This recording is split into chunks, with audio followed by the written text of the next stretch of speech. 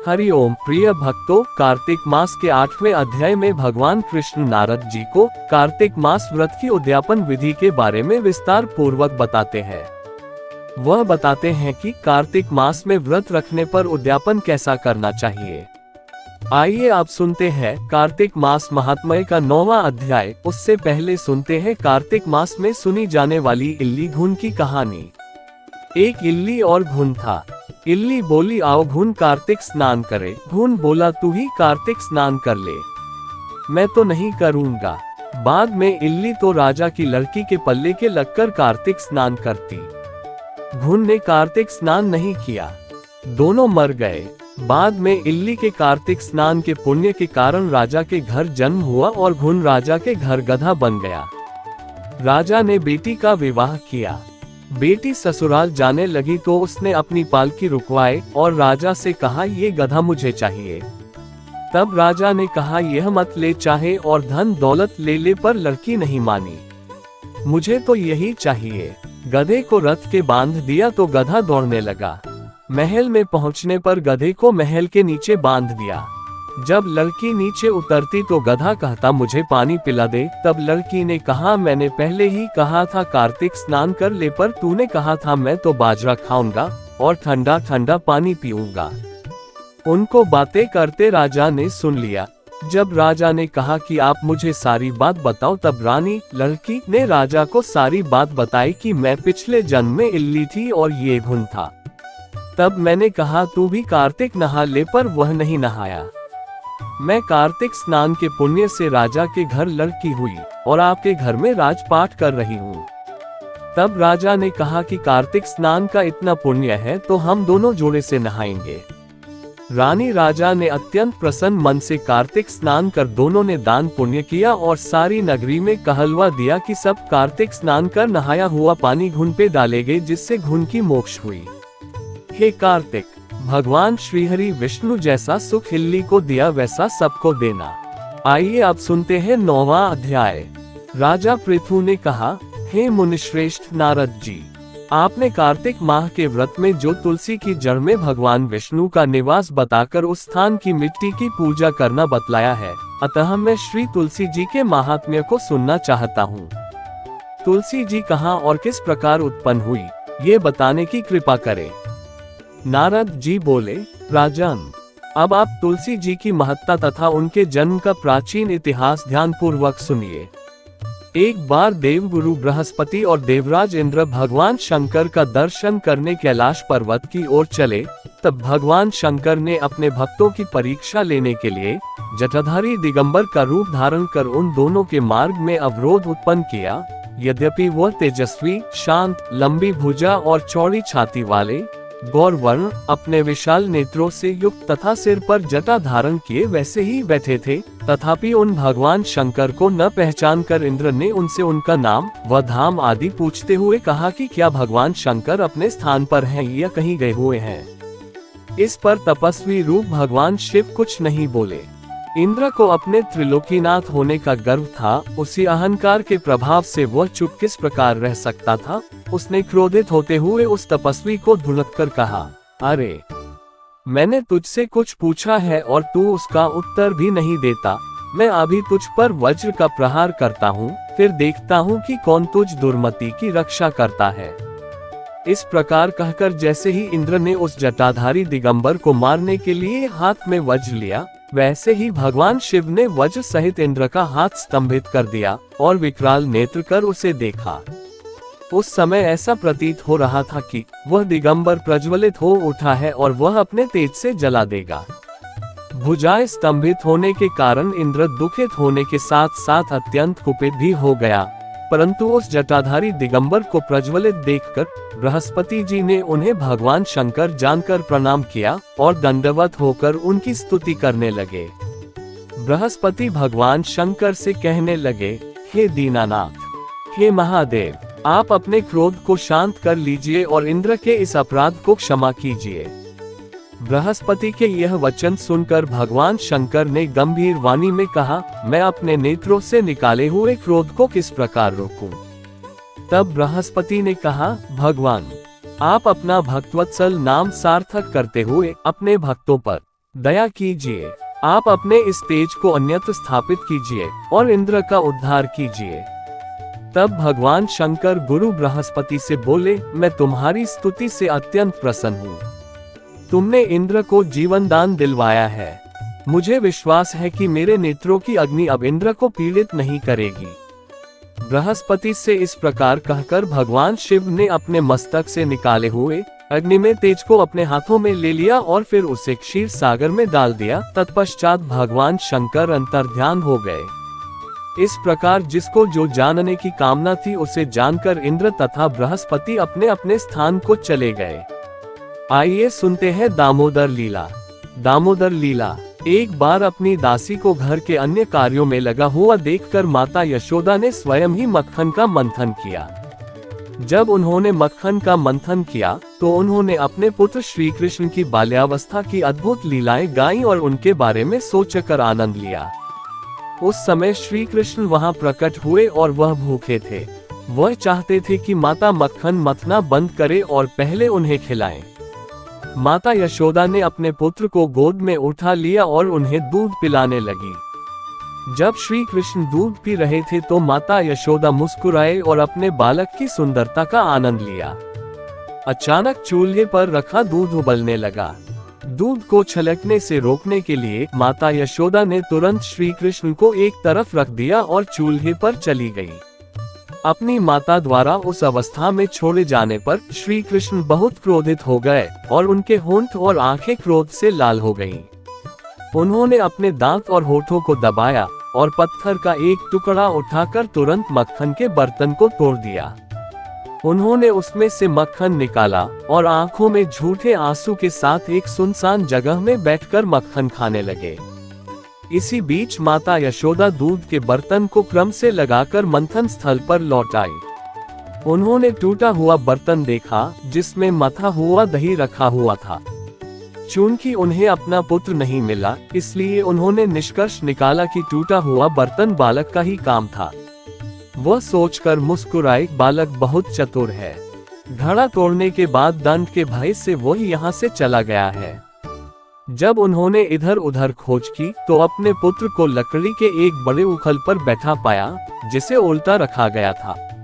वह एक झूले पर छत से लटके हुए बर्तन से मक्खन ले रहा था और उसे बंदरों को खिला रहा था। माता यशोदा ने देखा कि श्री कृष्ण उनके नटखट व्यवहार के प्रति सचेत थे, क्योंकि वह उनके डर से इधर उधर देख रहे थे। अपने पुत्र को इतना व्यस्त देखकर वह चुपचाप पीछे से उनके पास पहुंची। यद्यपि श्री कृष्ण ने उन्हें अपने हाथ में एक छड़ी के साथ अपनी ओर आते देखा और वह तुरंत उखल से नीचे उतर गए और भय के मारे भागने लगे। माता यशोदा ने भगवान के सर्वोच्च व्यक्तित्व को पकड़ने की कोशिश करते हुए सभी कोनों में उनका पीछा किया, जो महान योगियों के ध्यान से भी कभी संपर्क नहीं करते हैं। भगवान श्री कृष्ण, जो योगियों अथवा तपस्वियों द्वारा कभी नहीं पकड़े जाते हैं, माता यशोदा जैसे महान भक्त के लिए एक छोटे बच्चे की तरह खेल रहे थे। यद्यपि माता यशोदा अपनी पतली कमर और भारी शरीर के कारण तेज दौड़ने वाले बालक सरलता से पकड़ नहीं पा रही थी, फिर भी उन्होंने जितना शीघ्र हो सके उनका पीछा करने का प्रयास किया। उनके बाल गीले हो गए और बालों में लगे फूल जमीन पर गिर पड़े। वह थकी हुई थी, फिर भी वह किसी तरह अपने शरारती बालक के पास पहुंची और उन्हें पकड़ लिया। जब श्री कृष्ण पकड़े गए तो लगभग रोने की कगार पर थे। उन्होंने अपने हाथों को अपनी आंखों पर रख दिया, जिन पर काली आंखों के सौंदर्य प्रसाधनों से अभिषेक किया गया था। उन्होंने अपनी माता का चेहरा देखा जब वह उनके ऊपर खड़ी थी और उनकी आंखें भय से बेचैन हो गईं। बालक को भयभीत देखकर माता यशोदा ने अपनी छड़ी फेंक दी। उन्हें दंडित करने के लिए उन्होंने सोचा कि वह उनके हाथों को कुछ रस्सियों से बांध दे, परंतु जब उन्होंने श्री कृष्ण को बांधने का प्रयास किया तो पाया कि वह जिस रस्सी का उपयोग कर रही थी वह 2 इंच छोटी थी।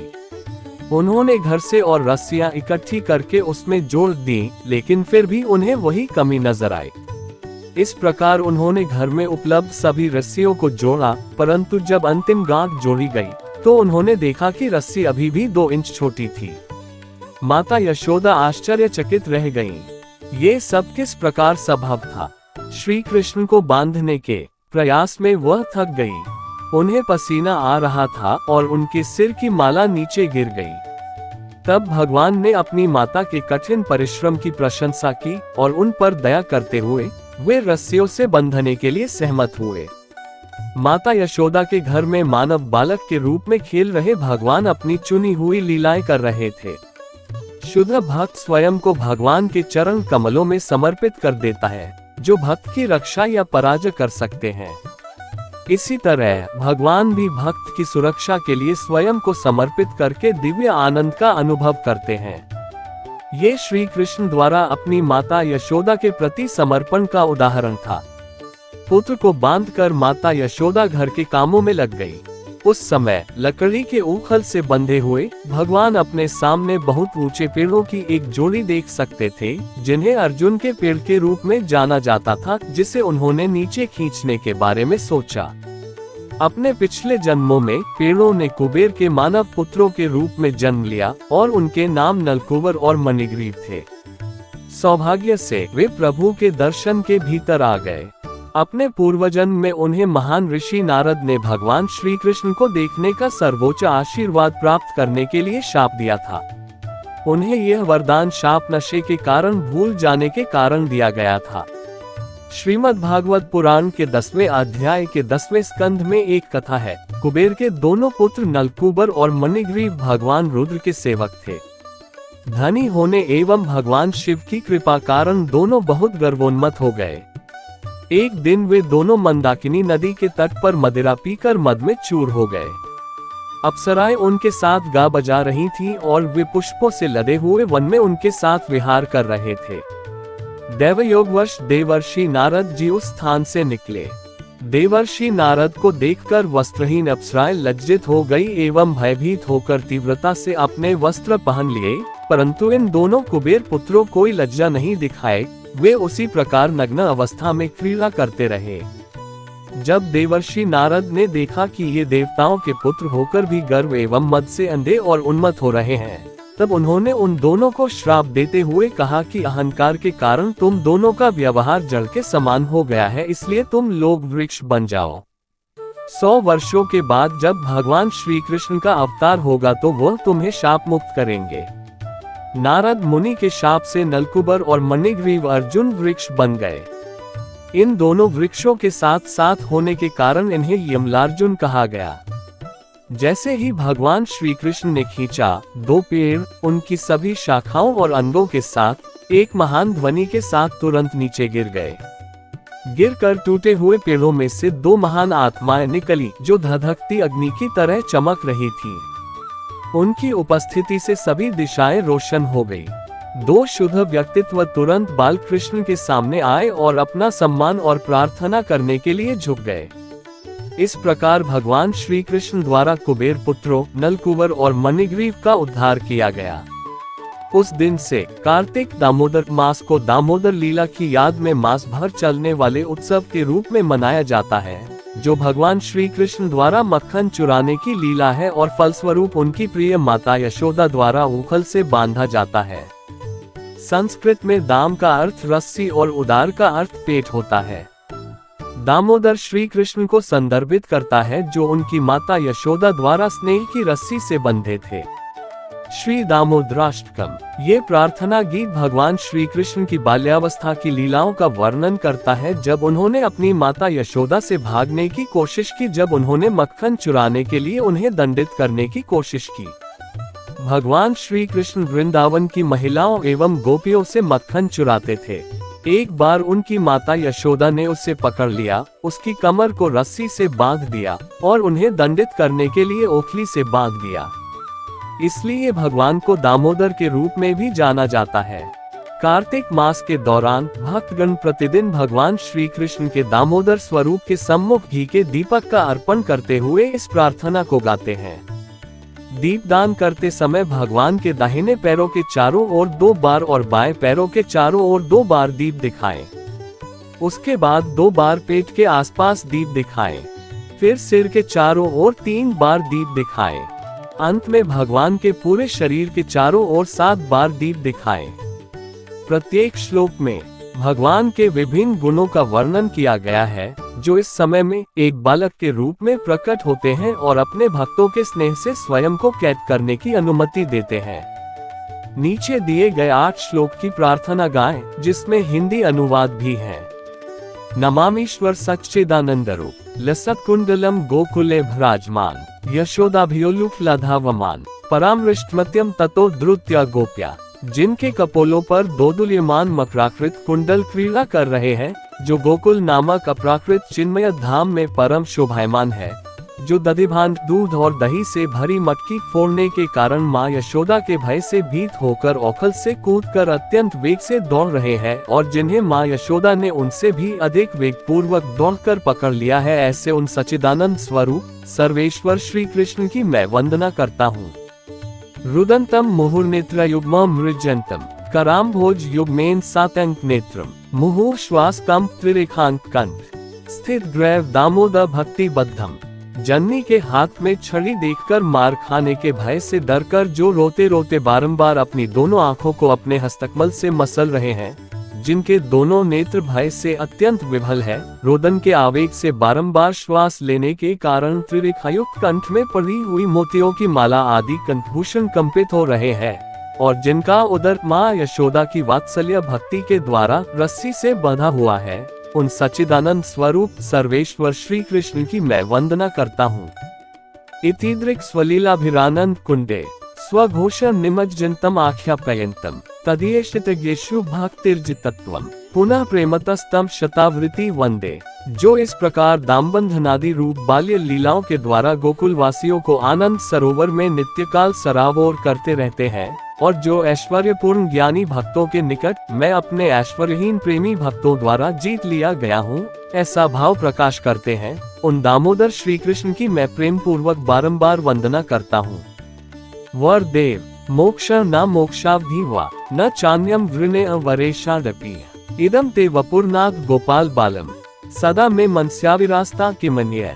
4 हे देव, आप सब प्रकार के वर देने में पूर्ण समर्थ हैं, तो भी मैं आपसे चतुर्थ पुरुषार्थ रूप मोक्ष या मोक्ष की चरम सीमा रूप श्री वैकुंठ आदि लोक भी नहीं चाहता और न मैं श्रवण और कीर्तन आदि नवधा भक्ति द्वारा प्राप्त किया जाने वाला कोई दूसरा वरदान ही आपसे मांगता हूँ। हे नाथ, मैं तो आपसे इतनी ही कृपा की भीख मांगता हूँ कि आपका ये बालगोपाल रूप मेरे हृदय में नित्यकाल विराजमान रहे। मुझे और दूसरे वरदान से कोई प्रयोजन नहीं है। इदम ते मुखाम्भोजम अत्यंत नील वृत कुंतल स्निग्ध रक्तश्च गोप्या मुहुश्चुंबित बिंब रक्ताधर में मनस्याविरास्ताम्लम लक्ष्यलाभय। हे देव, अत्यंत श्यामल वर्ण और कुछ लालिमा लिए हुए चिकने और घुंघराले लाल बालों से घिरा हुआ तथा माँ यशोदा के द्वारा बारंबार चुंबित आपका मुख कमल और पके हुए बिंबफल की भांति अरुण अधर पल्लव मेरे हृदय में सर्वदा विराजमान रहे। मुझे लाखों प्रकार के दूसरे लाभों की आवश्यकता नहीं है। नमो देव दामोदरानंद विष्णु प्रभो दुख जालाब्धि मग्नम कृपा दृष्टि वृष्ट्यति दीन बतानु ग्रहानेश मामज्ञ मेध्यक्ष दृश्य। हे देव, हे भक्तवत्सल दामोदर, हे अचिंत्य शक्तियुक्त अनंत, हे सर्वव्यापक विष्णु, हे मेरे ईश्वर प्रभो, हे परमस्वतंत्र ईश, मुझ पर प्रसन्न होवे। मैं दुख सिंह रूप समुद्र में डूबा जा रहा हूँ, अतएव आप अपनी कृपा दृष्टि रूप अमृत की वर्षा कर मुझ अत्यंत दीनहीन शरणागत पर अनुग्रह कीजिए एवं मेरे नेत्रों के सामने साक्षात रूप से दर्शन दीजिए। कुबेरात्मजो बध मूर्त्य व्यद्वत् त्वया मोचिता भक्ति भाजो कृतौच तथा प्रेम भक्तिन स्वका में प्रयच्छ न मोक्षे ग्रहों में स्ति दामोदरे। 7 हे दामोदर, जिस प्रकार अपने दामोदर रूप से औखल में बंधे रहकर भी नलकुबेर और मणिग्रीव नामक कुबेर के दोनों पुत्रों का नारद जी के श्राप से प्राप्त वृक्षयोनि से उद्धार कर उन्हें परम प्रयोजन रूप अपनी भक्ति भी प्रदान की थी, उसी प्रकार मुझे भी आप अपनी प्रेम भक्ति प्रदान कीजिए। यही मेरा एकमात्र आग्रह है। किसी भी अन्य प्रकार के मोक्ष के लिए मेरा तनिक भी आग्रह नहीं है। नमस्तेस्तु दाम्ने स्फुरद दीप्ति धाम्ना त्वदीयोदरायात विश्वस्य धाम्ना। नमो राधिकाय त्वदीय प्रियाय नमोनंत लीलाय देवाय तुभ्यम। हे दामोदर, आपके उदर को बांधने वाली महान रज्जु रस्सी को प्रणाम है। निखिल ब्रह्मतेज के आश्रय और संपूर्ण ब्रह्मांड के आधार स्वरूप आपके उदर को नमस्कार है। आपकी प्रियतमा श्री राधा रानी के चरणों में मेरा बारंबार प्रणाम है। और हे अनंत लीला विलास करने वाले भगवान, मैं आपको भी सैकड़ों प्रणाम अर्पित करता हूँ। श्री दामोदराष्टकम। ये प्रार्थना गीत भगवान श्री कृष्ण की बाल्यावस्था की लीलाओं का वर्णन करता है, जब उन्होंने अपनी माता यशोदा से भागने की कोशिश की, जब उन्होंने मक्खन चुराने के लिए उन्हें दंडित करने की कोशिश की। भगवान श्री कृष्ण वृंदावन की महिलाओं एवं गोपियों से मक्खन चुराते थे। एक बार उनकी माता यशोदा ने उसे पकड़ लिया, उसकी कमर को रस्सी से बांध दिया और उन्हें दंडित करने के लिए ओखली से बांध दिया। इसलिए भगवान को दामोदर के रूप में भी जाना जाता है। कार्तिक मास के दौरान भक्तगण प्रतिदिन भगवान श्री कृष्ण के दामोदर स्वरूप के सम्मुख घी के दीपक का अर्पण करते हुए इस प्रार्थना को गाते हैं। दीपदान करते समय भगवान के दाहिने पैरों के चारों ओर 2 बार और बाएं पैरों के चारों ओर 2 बार दीप दिखाएं। उसके बाद 2 बार पेट के आसपास दीप दिखाएं। फिर सिर के चारों ओर 3 बार दीप दिखाएं। अंत में भगवान के पूरे शरीर के चारों ओर 7 बार दीप दिखाएं। प्रत्येक श्लोक में भगवान के विभिन्न गुणों का वर्णन किया गया है, जो इस समय में एक बालक के रूप में प्रकट होते हैं और अपने भक्तों के स्नेह से स्वयं को कैद करने की अनुमति देते हैं। नीचे दिए गए 8 श्लोक की प्रार्थना गाएं, जिसमें हिंदी अनुवाद भी है। नमामीश्वर सच्चिदानंदरूप लसत कुंडलम गोकुले भ्राजमान यशोदाभियोलुक्लधावमान परामृष्टमत्यम ततो द्रुत्या गोप्या।